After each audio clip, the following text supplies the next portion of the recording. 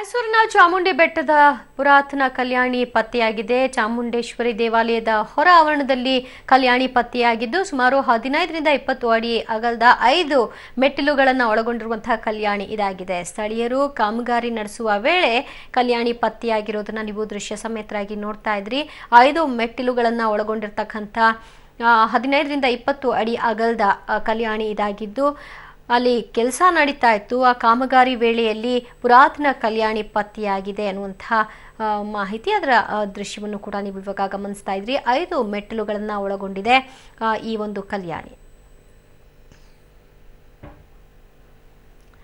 ದೇವಾಲಯದ ಹೊರ ಆವರಣದಲ್ಲಿ ಈ ಕಲ್ಯಾಣಿ ಪತ್ತೆಯಾಗಿರುವಂಥದ್ದು 15 ರಿಂದ 20 ಅಡಿ ಅಗಲದ 5 ಮೆಟ್ಟಿಲುಗಳನ್ನು ಒಳಗೊಂಡಂತಹ ಕಲ್ಯಾಣಿ ಪತ್ತೆಯಾಗಿದ್ದು ಕಾಮಗಾರಿ ನಡೆಸಲಾಗ್ತಾ ಇತ್ತು. ಈ ವೇಳೆಯಲ್ಲಿ ಪುರಾತನ ಕಲ್ಯಾಣಿ ಪತ್ತೆಯಾಯಿತು. ಅದರ ಮಾಹಿತಿಯನ್ನ ಈಗ ಎಲ್ಲೆಡೆ ಹರಿಬಿಡಲಾಗ್ತಿದೆ. ಮೈಸೂರು ಚಾಮುಂಡಿ ಬೆಟ್ಟದಲ್ಲಿ ಪುರಾತನ ಕಲ್ಯಾಣಿ ಪತ್ತೆಯಾಗಿರುವ ಹಿನ್ನೆಲೆಯಲ್ಲಿ ಅಲ್ಲಿ ಒಂದು ರೀತಿ ಕುತೂಹಲ ಮನೆ ಮಾಡಿದ್ದು. ಎಲ್ಲರೂ ಕೂಡ ಈ ಕಲ್ಯಾಣಿಯನ್ನ ನೋಡಲಿಕ್ಕೆ ಧಾವಿಸ್ತಾ ಇದ್ದಾರೆ. ಚಾಮುಂಡಿ ಬೆಟ್ಟದ ಬಳಿ ಕಲ್ಯಾಣಿ ಪತ್ತೆಯಾಗಿದ್ದು 5 ಮೆಟ್ಟಿಲುಗಳನ್ನು ಈ ಕಲ್ಯಾಣಿ ಒಳಗೊಂಡಿದೆ. ಇನ್ನು ಪುರಾತನ ಕಲ್ಯಾಣಿ ಅನ್ನುವಂಥ ಒಂದು ಮಾಹಿತಿ, ಕಾಮಗಾರಿ ವೇಳೆಯಲ್ಲಿ ಈ ಕಲ್ಯಾಣಿ ಪತ್ತೆಯಾಗಿದೆ.